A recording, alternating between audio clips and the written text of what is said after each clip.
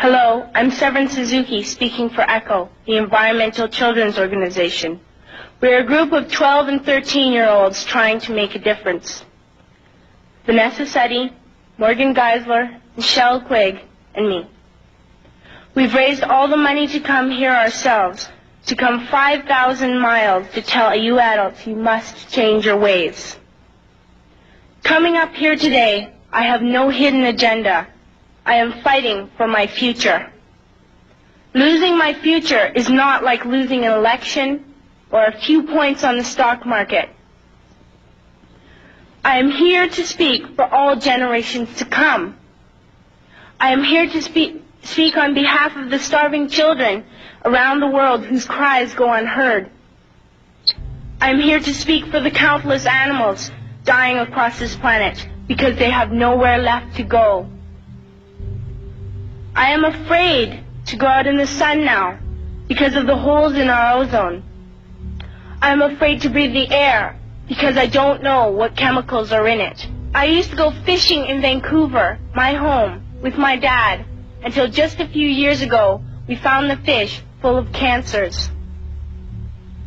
And now we hear of animals and plants going extinct, every day vanishing forever.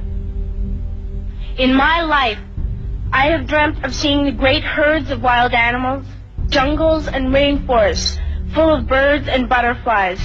But now I wonder if they will even exist for my children to see.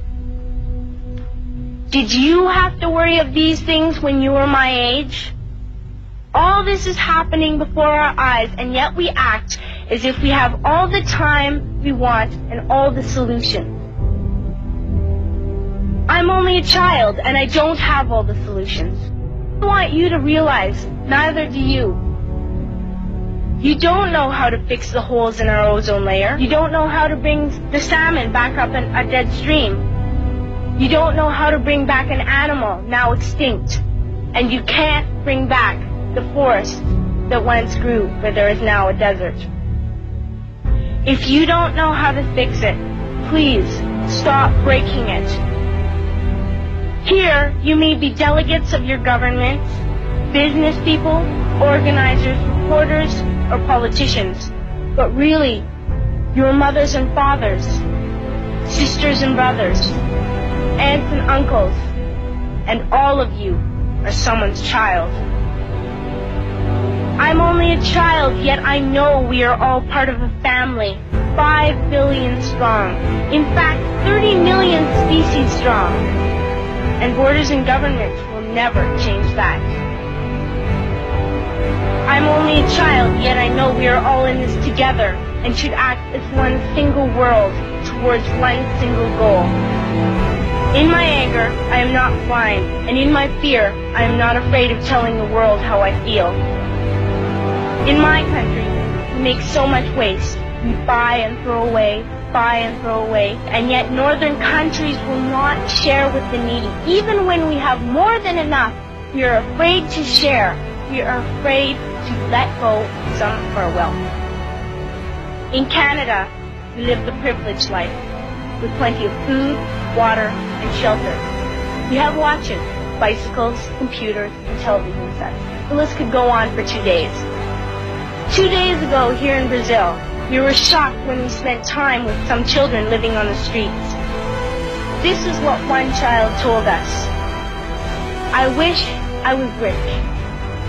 And if I were, I would give all the street children food, clothes, medicines, shelter, and love and affection. If a child on the streets who has nothing is willing to share, why are we who have everything still so greedy? I can't stop thinking that these are children my own age, that it makes a tremendous difference where you are born. That I could be one of those children living in the favelas of Rio. I could be a child starving in Somalia, or a victim of war in the Middle East, or a beggar in India.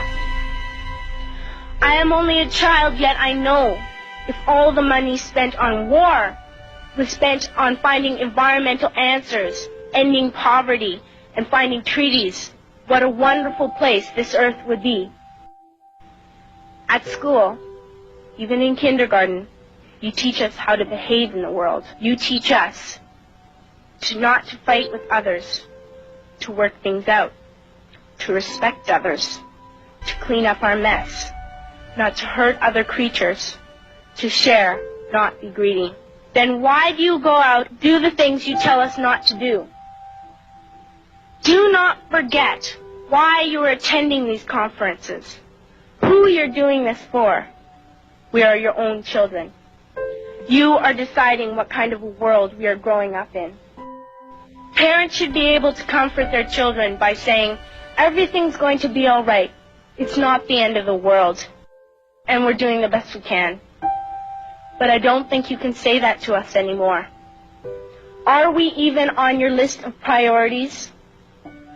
My dad always says, you are what you do, not what you say.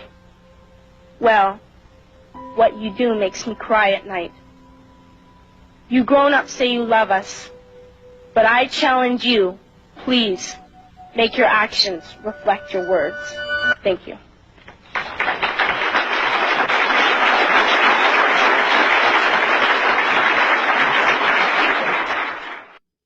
Video pidato di atas itu merupakan pidato dari Sevan Suzuki yang ada di halaman 40 sampai 43.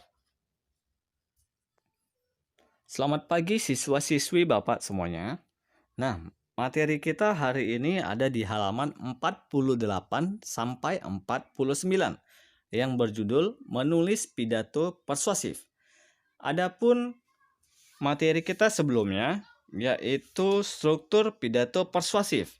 Struktur pidato persuasif itu dibagi menjadi 3. Yang pertama adalah pernyataan posisi, yang kedua adalah tahap argumen, dan yang ketiga adalah penguatan pernyataan posisi. Nah, sebelum kita memulai pembelajaran hari ini, mari kita berdoa menurut agama dan kepercayaan kita masing-masing, agar pembelajaran kita hari ini dapat berjalan dengan baik dan lancar. Berdoa dimulai. Berdoa selesai. Menulis pidato persuasif. Tujuan pembelajaran hari ini adalah siswa dapat menulis teks pidato persuasif. Langkah-langkah yang dapat dilakukan dalam menulis pidato persuasif. 1. Menentukan tema. 2. Menentukan pokok-pokok isi pidato. 3. Menyusun kerangka pidato persuasif. 4. Mengembangkan kerangka menjadi teks pidato persuasif utuh. A. Menentukan tema. Tema merupakan landasan dalam membuat pidato. Tema dapat diartikan sebagai ide pokok yang akan dibicarakan dalam pidato. Tema harus dirumuskan secara terperinci agar memudahkan dalam membuat pidato. Artinya, dalam menentukan tema, harus tahu materi apa yang akan kita angkat. Harus tahu topik apa yang akan kita bahas. Fungsi dalam menentukan tema agar materi tidak terlalu luas. B. Menentukan pokok-pokok isi pidato. Pokok-pokok isi disusun berdasarkan tema yang sudah ditetapkan sebelumnya. Pokok-pokok isi digunakan untuk menyusun argumen dalam isi pidato persuasif. Sebaiknya, pokok-pokok isi yang dibuat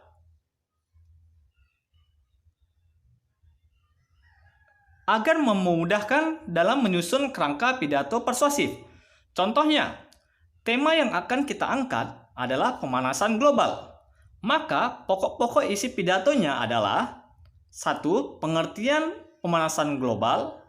2. Ciri-ciri pemanasan global. 3. Dampak pemanasan global.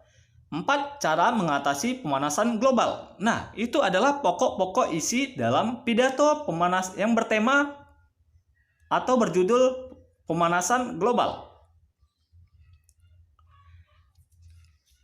C. Menyusun kerangka pidato persuasif. kerangka yang berhubungan dengan struktur pidato persuasif. Oleh karena itu, kamu dapat melihat dan mengingat-ingat kembali struktur yang telah dipelajari pada pembelajaran sebelumnya. Secara umum, struktur pidato persuasif terdiri atas pembuka, isi, dan penutup. Menyusun kerangka juga harus dengan tujuan yang tepat, yakni membujuk pendengar.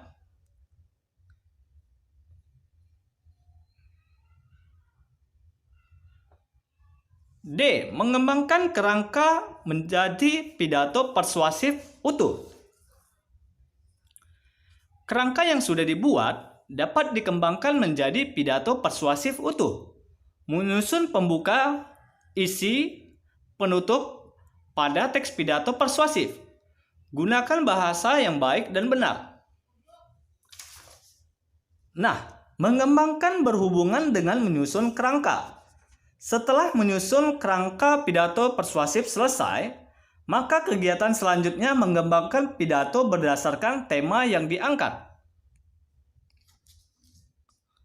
Tugasnya, buku paket halaman 49, yaitu menulis pidato persuasif berdasarkan judul yang ada di buku paket tersebut. Kesimpulan pembelajaran hari ini adalah langkah-langkah yang dapat dilakukan dalam menulis pidato persuasif, yaitu menentukan tema, menentukan pokok-pokok isi pidato, menyusun kerangka pidato persuasif, mengembangkan kerangka menjadi teks pidato persuasif utuh. Oke, sampai jumpa dan terima kasih.